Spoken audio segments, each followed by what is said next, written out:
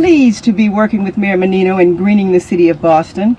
BCI is a proud partner of the City of Boston's Renew Boston program to create green jobs for Boston residents, especially those located in Boston's empowerment zone. And that's a specific geographic area of the city that has about 60,000 people living in it. We've been working to do this for the last 10 years with the mayor's help, and we continue to do that.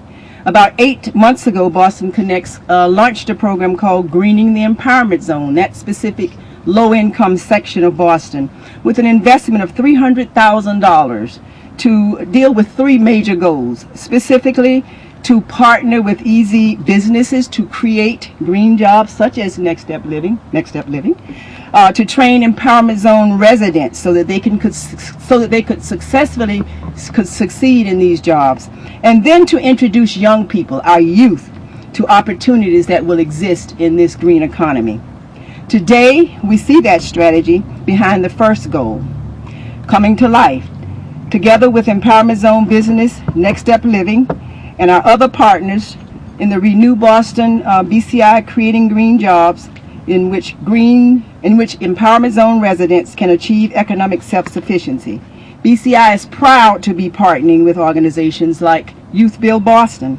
Youth Build has for many years prepared young people for the construction industry, and now they're embarking upon preparing young people for the green industry.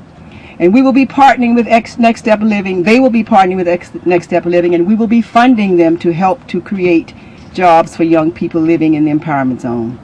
But this pilot and BCI's Green Initiative are only the beginning. BCI will make further investments this year to ensure that empowerment zone businesses, organizations, and residents do not miss the opportunities, including investing in an empowerment zone community-based energy ESCO to ensure weatherization jobs are available to residents, and investing in capacity of empowerment zone agencies like Youth Build Boston to ensure that they bring as many green job training dollars into our communities as possible.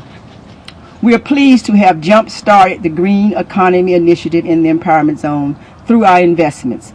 We look forward to the success of these programs that we have funded in terms of training and placing residents in green jobs, and in strengthening our partnerships with Boston's Renew Energy program. Another place where I see a common commitment reshaping our city is the area of environmental sustainability. I've been focused on this issue since 2000, when I joined mayors from around the world to show leadership on climate change.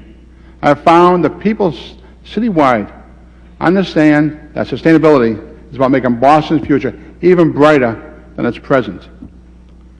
Now I'm announcing that Boston will introduce single-stream recycling. The city will provide larger bins. You don't have to sort paper from plastic.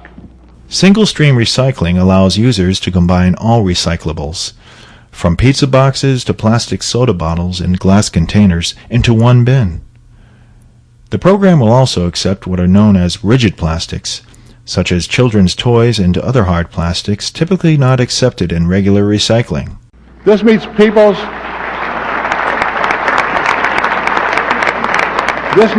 desire to conserve resources. It saves the city money by decreasing the amount of solid waste that we generate.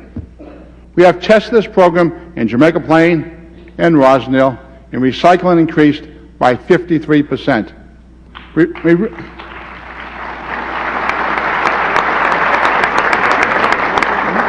We're really turning Beantown into Greentown.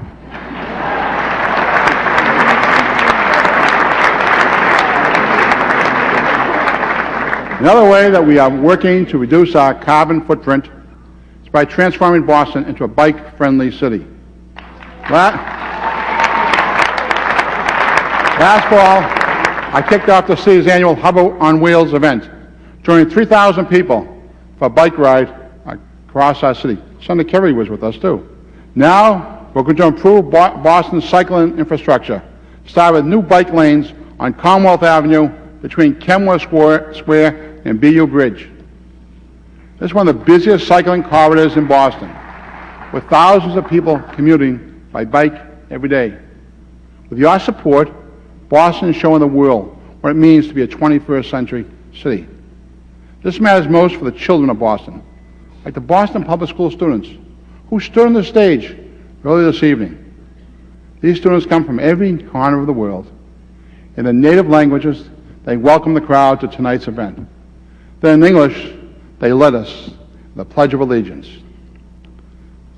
I am moved by these kids and humbled by our responsibility to them. I have a vision for how Boston can do more to live up to that responsibility.